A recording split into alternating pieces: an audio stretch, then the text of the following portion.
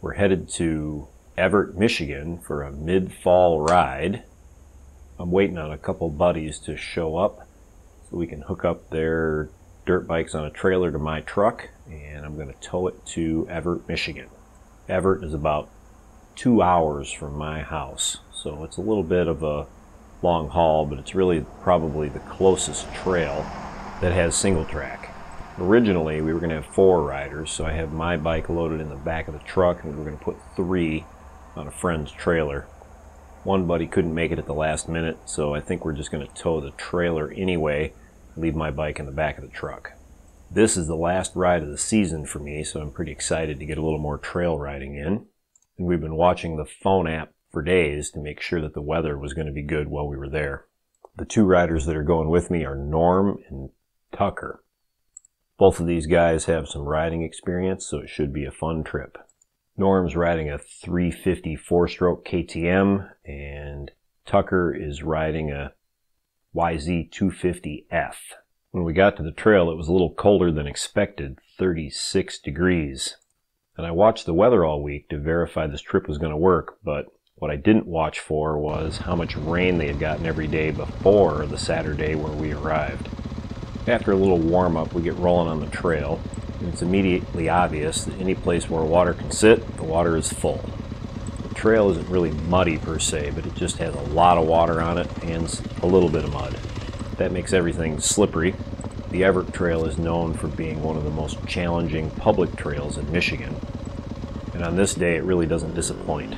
Lots of water, lots of roots, and definitely lots of whoops. And none of that's a complaint. We came here because we wanted a challenging trail. Tucker hasn't ridden the Evart Trail before, so he's in for a treat. He's also on a full motocross bike. Looks like it has no trail modifications at all. Not even a set of flag-style handguards. As we get rolling, it's obvious that Tucker's going to be a little bit slower than Norm and me, but that's okay, because today's about having fun. It's not a race.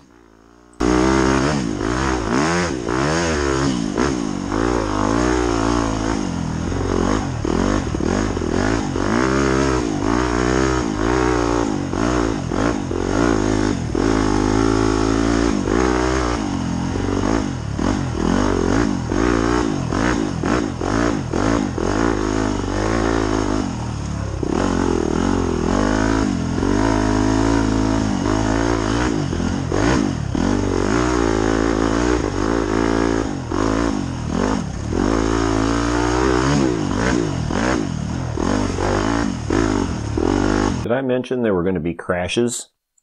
Not one of us makes it through the day without some crashes. The video here shows me getting to the top of a hill and tipping over on kind of a moderate hill climb. And honestly, it really isn't that steep. I went back 3 times and tried this hill and I crashed on every single attempt. On my first pass through, I crashed and then ended up forcing the other riders to take poor lines, so none of us made it up the hill on the first attempt. Fortunately for me, my problems with the hills ended here, and I was able to make it up all the rest of the hills on the rest of the ride, including the ones covered with rocks. But here I fall down and take a little dirt nap and dislodge my seat from the subframe, and then make my buddies wait while I stubbornly try the hill over and over again and fail every time. I've made this hill every single time I've ridden this trail, including 5 times this year, but I guess now I have something to work on.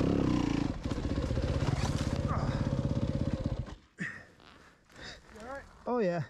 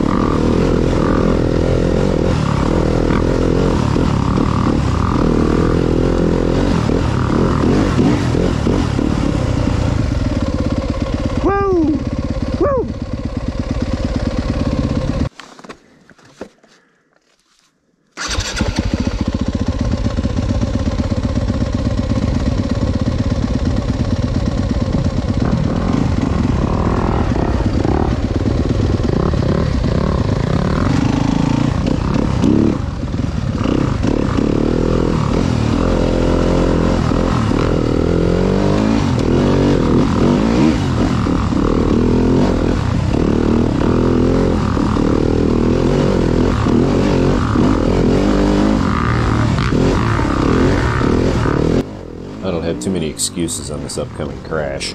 I made the classic mistake of following a rider's core line in front of me, and then on top of that, as soon as I realize something's gone wrong, I grab a handful of front brake. Following Norm on his KTM 350 here, he's pretty fearless when it comes to the water holes. I'm pretty apprehensive. I have ridden this trail a few years back. It's wet. I don't remember any really deep water holes.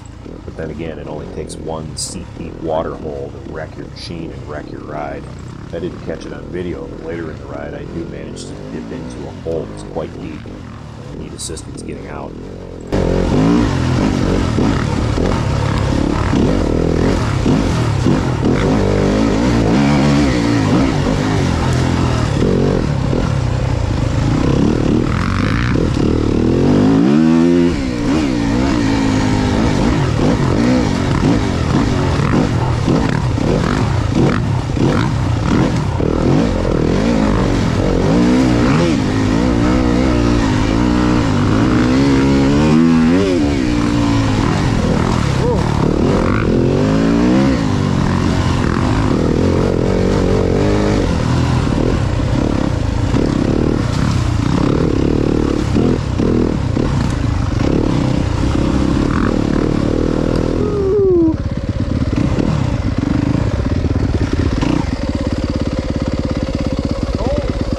Work, man.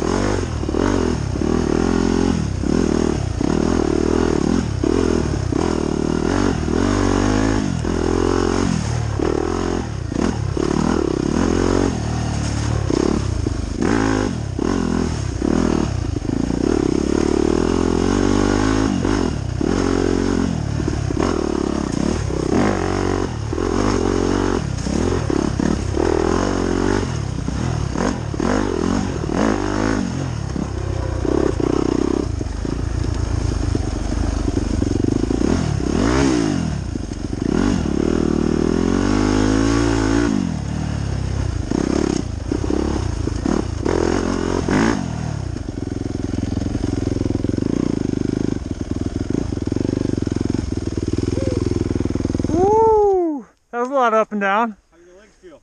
The legs are fine, my hands aren't.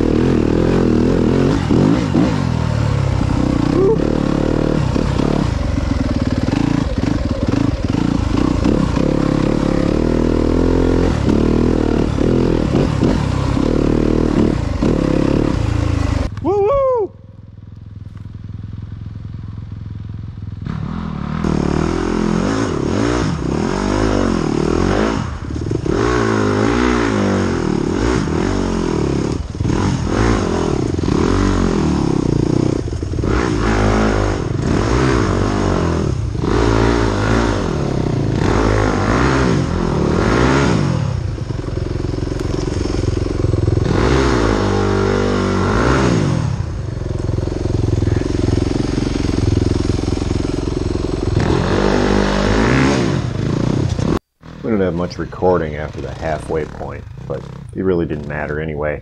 It was more of the same, except the water was a little bit worse. We did the loop counterclockwise this time, and we ran into a pretty good number of riders going out for a ride as we rolled back in. Riders and bikes were dirtier than we started, but we all had a great ride, and it was a nice close to the riding season.